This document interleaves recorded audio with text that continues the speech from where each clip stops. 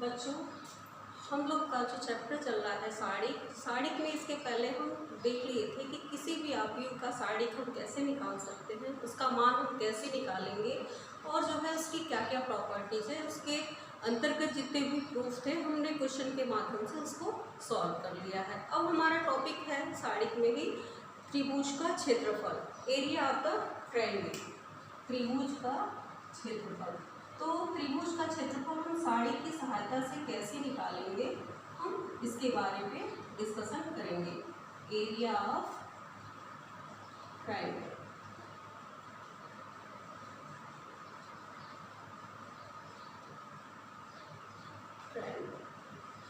तो area of triangle, तो हम इसके पहले क्लास 10th में देख चुके हैं कि अगर कोई भी ट्रायंगल है और इसके तीनों शीर्षों के निर्देशांक मालूम है, कोऑर्डिनेट मालूम है, ये x1 y1, ये अगर x2 y2 है और तीसरा कोऑर्डिनेट x3 y3 है, तब हम जो है एरिया लिखते थे। त्रिभुज का क्षेत्रफल, त्रिभुज का क्षेत्रफल जो होता था उसको लिखते थे 1/2 x1 y2 minus y3 plus x2 y3 minus y1 plus x3 y1 minus y। ऐसा हमें कोऑर्डिनेट पे ये जानकारी हो चुकी है। किसी ट्रायंगल के तीनों शीर्षों के निर्देशांक मालूम है तो हम इस तरीके से त्रिभुज का क्षेत्रफल निकालते थे। लेकिन अब हम डिटर्मिनेंट की बात कर रहे हैं, डिटर्मिनेंट में अध्ययन कर रहे हैं, तो इसमें हम डिटर्मिनेंट की सहायता से हम किसी भी त्रिभुज का क्षेत्रफल कैसे निकालेंगे। तो ये जो क्षेत्रफल है इसको हम इस तरह से भी डिटर्मिनेंट पे लिख सकते हैं। तो determinant of x1 y1 1, x2 y2 1, x3 y3 1। तो ये हो जाएगा त्रिभुज का क्षेत्रफल साड़िक के रूप में। अब इसकी जो भी प्रॉपर्टीज है उसकी सहायता से हम इसको सॉल्व कर सकते हैं। C1 के R1 के चाहे रो हो चाहे कॉलम हो, किसी के भी सापेक्ष इसका एक्सपेंड करके विस्तार करके हम जो है इसकी वैल्यू निकाल सकते हैं। साड़िक का मान जो होता है हमेशा, एरिया जो है हमेशा पॉजिटिव होता है, धनात्मक होता है। तो इसकी वैल्यू या प्लस में आए या माइनस में आए, हम एरिया हमेशा पॉजिटिव की बात करेंगे। तो जब इसका एरिया दिया हो हम इसमें प्लस माइनस और दोनों लेंगे। तो इसमें त्रिभुज है और त्रिभुज यह जो तीनों शीर्षों का निर्देशांक दिया हुआ है, तो एक देता है कि ये तीनों बिंदु, अगर त्रिभुज के तीन बिंदु का निर्देशांक दिया हुआ है, ये समरेख कब होंगे। एक कंडीशन होता है कि अगर तीनों शीर्षों का निर्देशांक x1 y1 x2 y2 x3 y3 ये समरेख है, समरेख होंगे जब त्रिभुज का क्षेत्रफल 0 के बराबर होगा। तो अगर कहता है कि ये तीनों बिंदु जो है एक समरेख है, एक ही रेख में है, तो हम इसका क्षेत्रफल 0 के बराबर कर लेंगे और कर देंगे कि determinant x1 y1 1, x2 y2 1 और x3 y3 1, ये क्या हो जाएगा इक्वल टू 0। तो समरेख होने के लिए हमें दिखाना होगा कि त्रिभुज का क्षेत्रफल अगर 0 है तो तीनों कोऑर्डिनेट क्या होंगे, एक सीधी रेखा में होंगे, इससे हमें एक ट्रायंगल नहीं मिल सकता है। ये क्या है, समरेख एक ही रेख में हो जाएंगे। तो किसी भी क्वेश्चन में अगर समरेख दिखाना होगा तो हम इसका क्षेत्रफल 0 के बराबर करेंगे। इसके अलावा हमें इसमें देखना है कि अगर दो बिंदु दिया हुआ है तो उनके बीच का समीकरण हम कैसे निकालते हैं। दो बिंदुओं के बीच का समीकरण, तो दो बिंदुओं के बीच का समीकरण निकालना है। अगर 2 पॉइंट आपको ज्ञात है तो हम कोऑर्डिनेट में भी इसके समीकरण को निकालना जान लिए थे। अगर 2 पॉइंट आपके पास है x1 y1 और x2 y2 है, इनके बीच का समीकरण दो बिंदु से होकर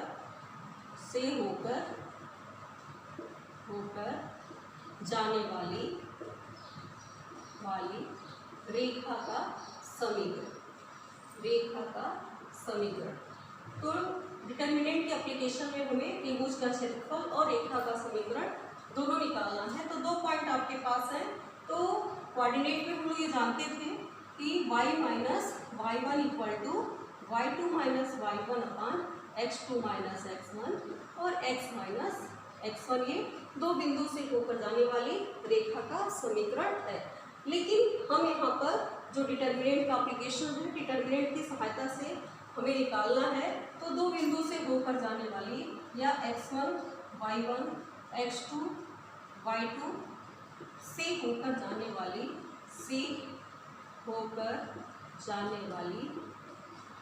रेखा का समीकरण हमें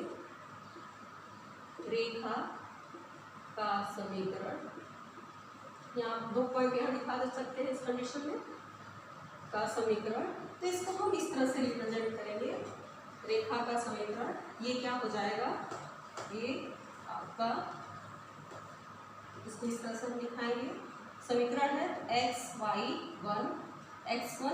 y1 1 और x2 y2 1। तो दो बिंदु आपके पास x1 y1 और x2 y2 है, तो उससे होकर जाने वाली रेखा का समीकरण हम इस फॉर्मूले से, डिटर्मिनेंट की सहायता से ज्ञात कर सकते हैं। इस चैप्टर में हमें यही दो चीज़ देखना है कि किसी भी तीन बिंदु का निर्देशांक दिया है तो त्रिभुज का क्षेत्रफल कैसे निकालेंगे, या तीनों बिंदु समरेख कब होंगे, या फिर 2 पॉइंट दिया हुआ है तो उससे दो बिंदुओं से होकर जाने वाली रेखा का समीकरण हम डिटर्मिनेंट की सहायता से कैसे निकालेंगे। अब हम कुछ एग्जाम्पल्स, कुछ क्वेश्चन के माध्यम से देखते हैं।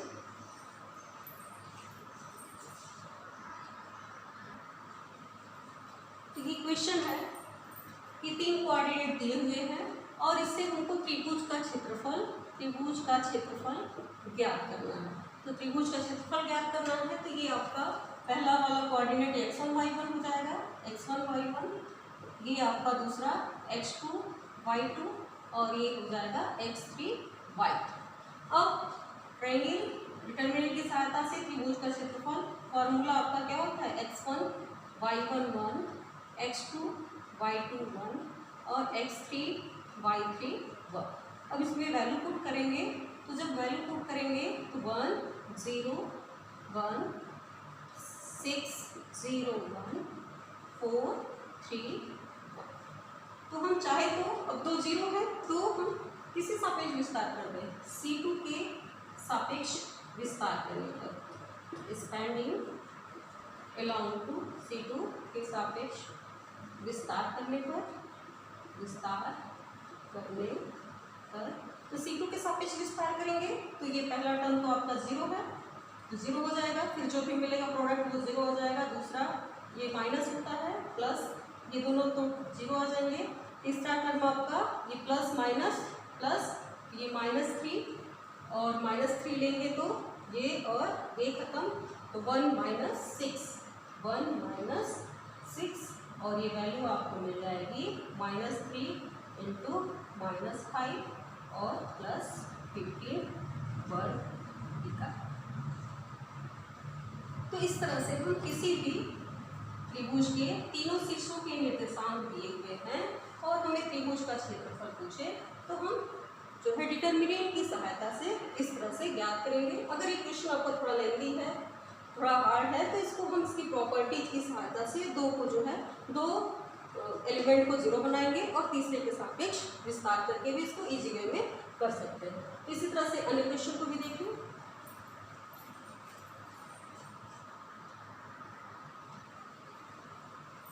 अभी एनसीईआरटी का क्वेश्चन नंबर 2 है, जिसमें ये कह रहा है कि 3 बिंदु दिया हुआ है A B C, इसको हमको दिखाना है कि ये संरेख है। तो हम कंडीशन अभी देखें कि किसी ये कोई भी 3 बिंदु का निर्देशांक ये दिया हुआ है, तो संरेख दिखाने के लिए हम क्या जानते हैं कि इसमें त्रिभुज का क्षेत्रफल क्या होना चाहिए, 0।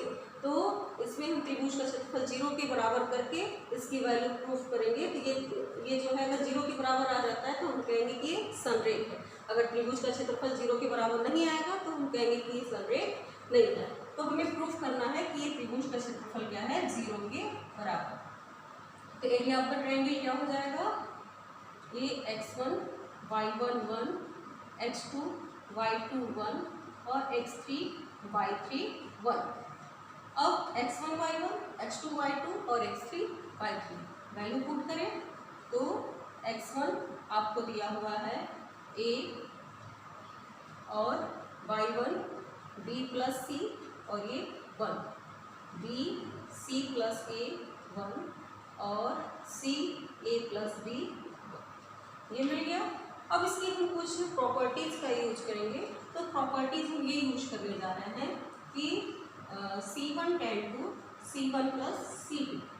तो C1 प्लस C2 करते हैं तो हमें क्या मिल जाता है कि A plus B plus C, B plus C plus A, C plus A plus B। और सेकेंड कॉलम में ये मिल जाएगा और ये आपका 1 1 1। इस तरह से हम ये देखें कि ये तीनों में है A plus B plus C, तो किसी भी रो या कॉलम में अगर सभी एलिमेंट समान है तो इसको हम साड़ी के बाहर निकाल सकते हैं। ऐसा हमने प्रॉपर्टीज में पढ़ लिया है। तो A plus B plus C ये साड़ी में कॉमन हो जाएगा और ये 1 1 1, B plus C, C plus A और A प्लस B 1 1 1। फिर हम इसकी प्रॉपर्टीज का यूज करेंगे। तो प्रॉपर्टीज में साड़ी की प्रॉपर्टीज ये कहती है कि किसी भी दो रो या कॉलम के एलिमेंट अगर समान हो तो साड़ी का मान 0 होता है। तो यहाँ पर C1 और C3 की वैल्यू सेम है, इसके एलिमेंट समान है, तो ये साड़ी का मान आपका 0 हो जाएगा। तो इस तरह से हम ये देख सकते हैं कि त्रिभुज का क्षेत्रफल 0 आ गया। तो कह सकते हैं अतः hence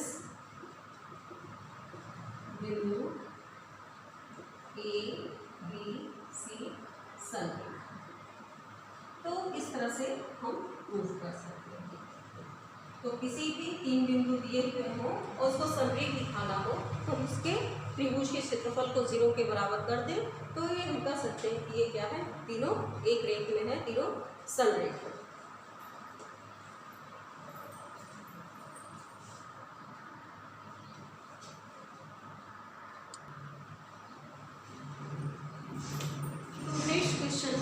question number 3। Question number 3 में ये दिया हुआ है कि त्रिभुज के तीनों कोऑर्डिनेट 3 बिंदु का निर्देशांक दिया हुआ है K0 4, 0 और 0, 2। और ये कह रहा है कि ट्रायंगल जो है, ट्रायंगल का एरिया जो है 4 वर्ग इकाई है। तो K की वैल्यू ज्ञात करना है, हमें K का मान ज्ञात करना है। तो हम जानते हैं कि त्रिभुज का क्षेत्रफल क्या होता है। We know that area of the triangle x1 y1 1, x2 y2 1, x3 y3 1। Put the value, तो ये आपका मिल जाएगा x1, ये कितना हो जाएगा, x1 है K0 1 4 0 1 0 2 1। अब ये कह रहा है कि जो ट्रायंगल का एरिया है ये 4 वर्ग इकाई है। तो एरिया हमेशा पॉजिटिव होता है, चाहे इसकी वैल्यू प्लस में आए या माइनस में। इसलिए हम इसके एरिया को हमेशा प्लस माइनस में ही लेंगे, प्लस माइनस 4, क्योंकि ये प्लस भी होगा या माइनस भी होगा तो एरिया हमेशा पॉजिटिव लेते हैं, उसको हम 4 वर्ग इकाई कहेंगे। लेकिन K के डिफरेंट वैल्यू के लिए, 2 मानों के लिए इसका मान ये 4 वर्ग इकाई आएगा। तो ये क्या क्या आएगा, इसको हम सॉल्व करेंगे। तो अब इसमें हम विस्तार कर देते हैं C2 के सापेक्ष, C2 के सापेक्ष विस्तार करने पर,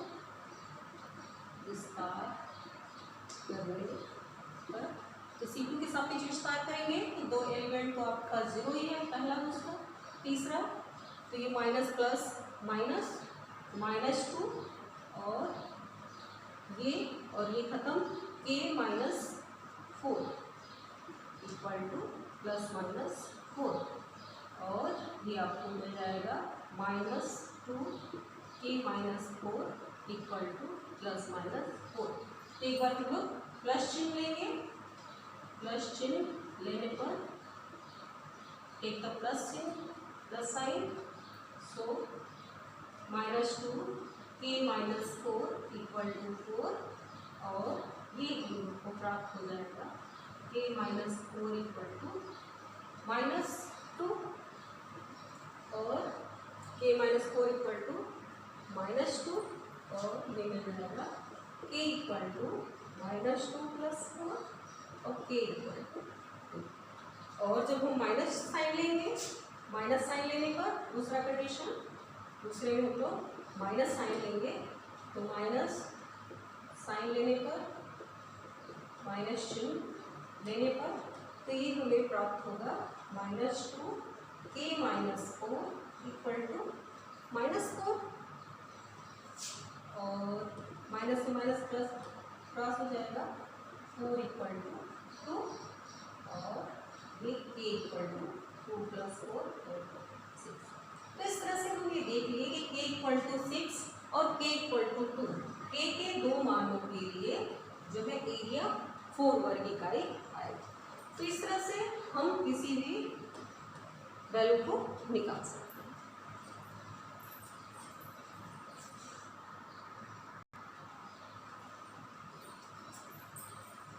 इस तरह से हम k की वैल्यू निकाल लेंगे। अब हम अगला क्वेश्चन देखेंगे। अगर आपके पास दो बिंदु दिया हुआ है तो दो बिंदुओं की से होकर जाने वाली रेखा का समीकरण हम कैसे निकालेंगे डिटर्मिनेंट की हेल्प से। तो अगर आपको दिया है 2 पॉइंट, एक दिया है 1 2 और 3, 6, 1 2 और 3, 6। क्वेश्चन नंबर नेक्स्ट है कि दो बिंदु दिए हुए हैं, इन दो बिंदुओं से को मिलाने वाली रेखा का समीकरण। तो मिलाने वाली रेखा का समीकरण। तो रेखा का समीकरण में निकालना है तो ये आपको मिल जाएगा, ये हो जाएगा आपका x1 y1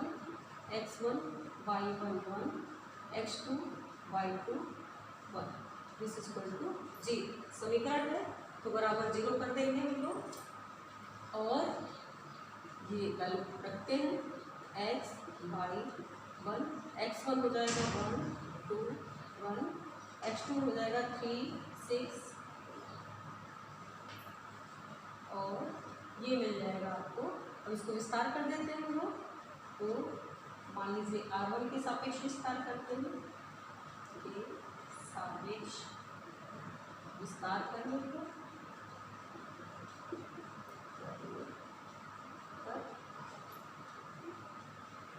तो ये हो गया था, हो जाएगा आपका x, ये हो गया खत्म 2 - 6 -y, तो ये हो गया खत्म 1 - 3 और +1 लेंगे तो ये हो गया खत्म आपका 6 - 6 दिस इज इक्वल टू 3।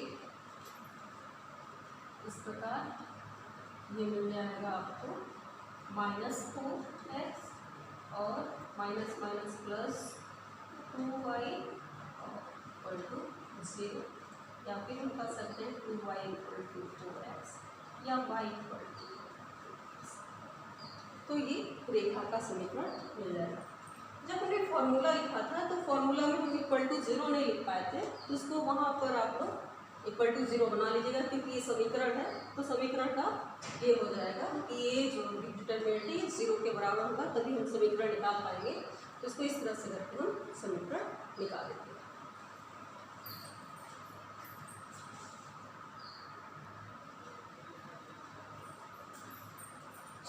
तो इस प्रकार से हम लोगों ने किसी भी ट्रायंगल का डिटर्मिनेंट की सहायता से उसकी एरिया निकालना देख लिए थे। अगर 2 पॉइंट दिए हुए हैं तो 2 बिंदुओं से होकर जाने वाली रेखा का समीकरण निकालना सीख लिए। अब हम देखेंगे कोई भी अगर आपको साड़ी दी हुई है, आपको कोई भी साड़ी किया हुआ है A1 A2 B1 B2 या ये 2x2 की साड़ी है, ठीक। तो इसके हम माइनर्स को कैसे निकालेंगे, उप साड़ी कैसे निकालेंगे, या फिर सखंड कैसे निकालेंगे, या फिर आपको ये दिया हुआ है 3x3 की मैट्रिक्स दी हुई है B1 B2 B3 C1 C2 C3। तो अब हम जो है किसी भी मैट्रिक्स का, चाहे वो 2x2 का हो या 3x3 का हो या 4x4 का हो, OT का हो, हम इसके माइनर्स को कैसे निकालेंगे। तो हम लोग सीखेंगे उपसाड़ी। उपसाड़ी तो इसमें अगर 2x2 का है तो 1 का उपसाड़ी क्या होगा, इसको माइनस बोलते हैं, उपसाड़ी को माइनस M से इसको डिनोट करते हैं। तो A1 इसका पहला वाला A1 का उपसाड़ी क्या होगा, A1 एलिमेंट का उपसाड़ी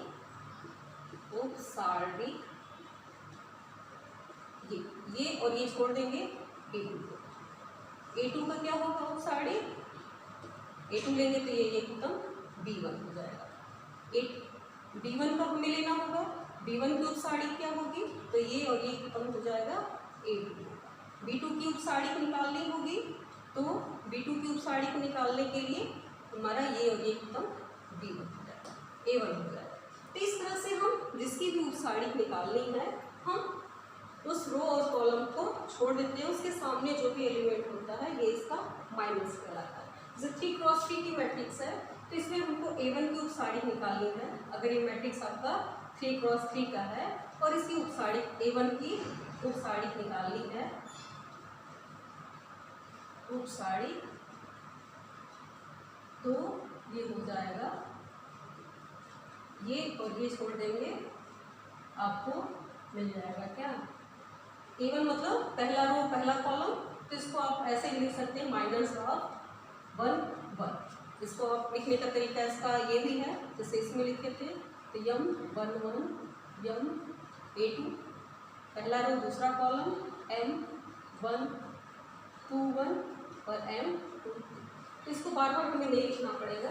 तो M11 क्या हो जाएगा, B2 B3 C2 C3 और M12 निकालना है, तो 12 मतलब पहला रो दूसरा कॉलम, पहला रो दूसरा कॉलम ये है, तो ये एलिमेंट ये खत्म हो जाएगा, तो क्या बचेगा आपके पास, B1 B3 B1 B3 C1 C4। इसी तरह से आपको A3 का निकालना है, पहला रो तीसरा कॉलम, तो पहला रो तीसरा कॉलम मतलब A3 की उपसाड़ी, तो ये क्या हो जाएगा, ये और ये खत्म, B1 B2 C1 C4। तो कहने का तात्पर्य यहाँ है कि किसी भी साड़ी की उपसाड़ी निकालनी हो, माइनस निकालना हो, तो हम देखेंगे कि किस एलिमेंट, कौन सा रो और कौन सा कॉलम है। अगर M11 है, इसका मतलब पहला रो पहला कॉलम का माइनस हम बता रहे हैं, पहला रो दूसरा कॉलम का है। तो इस तरह से हम सभी साड़ी में जितने भी एलिमेंट्स हैं सभी के माइनस को, उपसाड़ी को निकाल सकते हैं। इसमें दूसरी बात आती है सखंड। तो इसकी सखंड को हम कैसे निकालेंगे, तो माइनस में निकालना आ गया है, अब हम सखंड की बात करते हैं।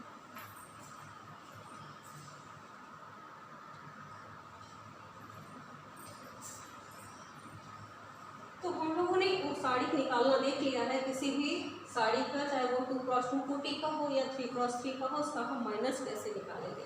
अब हम देखेंगे सखंड, इसको बोलते हैं कोफैक्टर, सखंड कोफैक्टर। कोफैक्टर ही ज़्यादा सब यूज किया जाएगा, बोलना आसान है, कोफैक्टर। तो कोफैक्टर निकालना है, तो हम माइनस को तो M11 से दिखाए थे, इसको मैं कोफैक्टर C11 दिखा सकते हैं या A11 दिखा सकते हैं। तो इसमें केवल हम क्या करते हैं, चिन्हों का ध्यान देते हैं। कोफैक्टर्स निकालते समय हम इसके साइन का ध्यान देंगे। तो कोफैक्टर्स को अगर हम A से दिखाते हैं A11, तो A11 क्या हो जाएगा, -1 की पावर 1 + 1 पहला रो पहला कॉलम और M11 निकाले हैं B2 और ये प्लस होगा, तो ये प्लस B2। इसी का निकाल रहे हैं हम लोग 2 क्रॉस 2 का। A12 निकालना है, तो -1 + 2 और M12, तो M12 B1 है और ये -B1 हो जाएगा। इसी तरह से A13 निकालना है, A21 निकालना है, तो -1 2 + 1 और M21 और ये -M21 A2। तो इस तरह से हम देखें कि अगर हम किसी भी साड़ी का अगर हम माइनस निकालेंगे तो इसके चिन्ह को ध्यान देंगे और चिन्ह को ध्यान में रखते हुए चिन्ह जब इसका साइन लगा देते हैं तो ये इसका कोफैक्टर कहलाता है। साइन लगाते समय ये हमेशा ध्यान देंगे कि जो एलिमेंट है वो किस रो और किस कॉलम से, अगर पहला रो है इसका मतलब ये पहला रो पहला कॉलम, पहला रो दूसरा कॉलम, ये दूसरा रो पहला कॉलम और ये दूसरा रो दूसरा कॉलम। तो दूसरा रो दूसरे कॉलम का बनाना है तो ये प्लस हो जाएगा, जाएगा और ये प्लस हो जाएगा, और इस तरह से हम प्लस में यम कितना है A1। तो इस तरह से हम सभी कोफैक्टर्स को निकाल सकते हैं। तो इस तरह से हम लोगों ने देखा कि ये जो भी साड़ी किया हुआ है उसकी हम माइनर्स और कोफैक्टर को कैसे निकालेंगे। तो माइनर्स और कोफैक्टर की ही सहायता से हम लोग अब जो है एडजॉइंट ऑफ ए सखंडस जिसको बोलते हैं सखंडस निकालना सीखेंगे। और किसी भी दिए गए कोई भी मैट्रिक्स दिया हुआ है तो उस मैट्रिक्स का हम इन्वर्स कैसे निकालेंगे, तो ये माइनर्स और कोफैक्टर की ही हेल्प से हम उसको निकाल पाते हैं। तो अब हम देखेंगे कि किसी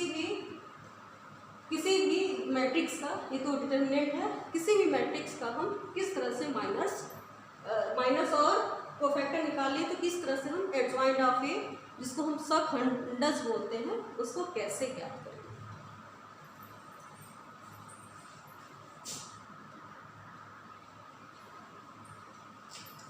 एग्जाम्पल की सहायता से हम ये देख लेते हैं कि किसी भी दिए गए डिटर्मिनेंट, जो भी दिया गया डिटर्मिनेंट है, इसकी उपसारी माइनस उपसारी और सखंड कैसे ज्ञात करेंगे। इक्वेशन से हम लोग देख लेते हैं। इसके माइनस जैसा कि अभी हमने बताया कि पहला माइनस निकालना है यम 1 1, तो पहला रो पहला कॉलम, तो ये और ये खत्म, तो ये क्या बचेगा आपके पास 5 -1 और 1 2, और ये आपको मिल जाएगा 10 + 1 और ये 11। यम 1 2 निकालना है, यम 1 2 मतलब पहला रो दूसरा कॉलम, तो ये और ये खत्म, तो आपके पास बचेगा 3 -1 0 2, और ये आ जाएगा 6 - 0 दिस 6।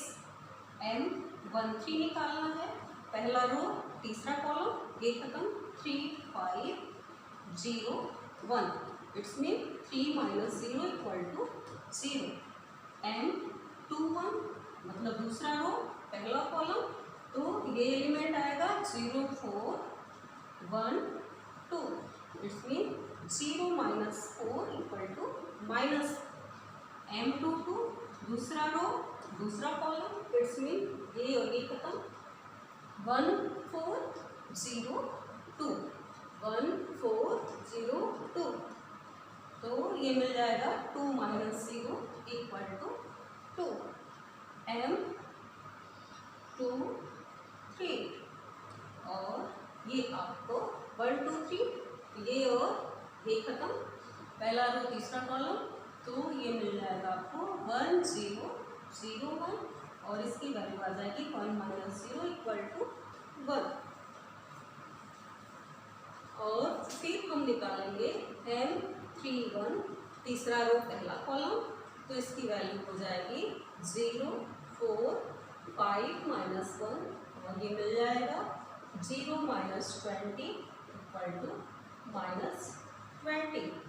m 3 2 पहला रो तीसरा रो दूसरा कॉलम, तो ये और ये खत्म, 1 4 3 -1 1 4 3 -1, तो ये -1 -12, और ये -30।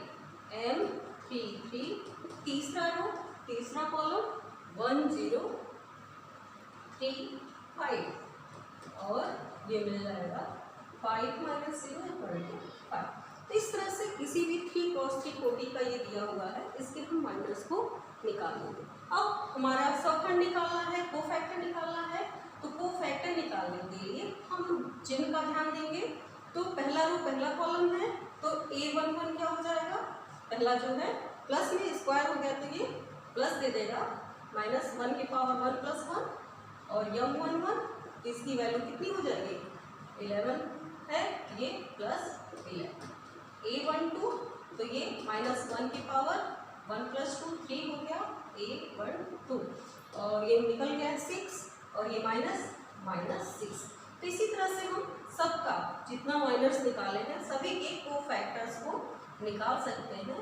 1 + 3 4 हो जाएगा, और ये +3 3 आएगा।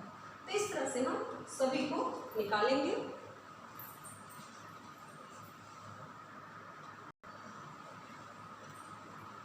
तो इस प्रकार से हम सभी जो है सखंड को निकालेंगे। Thank you.